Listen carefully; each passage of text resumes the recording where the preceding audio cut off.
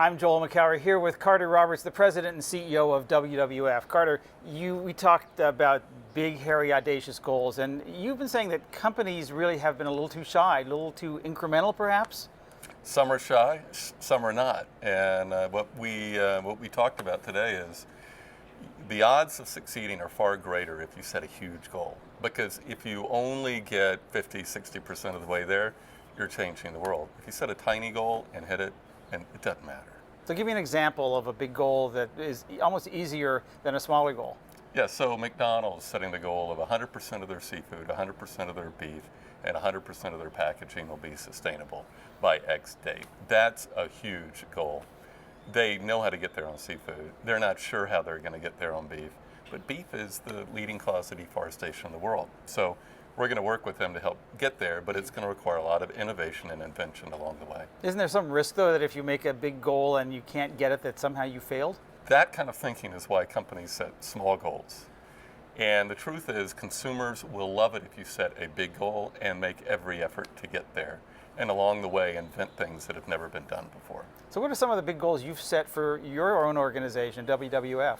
Yeah, so about a year ago, we realized the best stuff we did was when we set huge goals.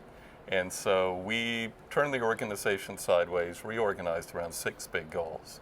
And one of them, which is the one you would least expect from our organization, is to double the net availability of food in the world and freeze the footprint of its production.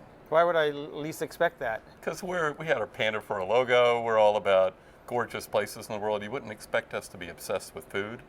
But as you and I both know, the biggest footprint for companies in the world is increasingly food production. It's that whole supply chain. So Carter, when we meet back here at GreenBiz Forum 2020, 5 years from now, what's the story you hope to be able to tell?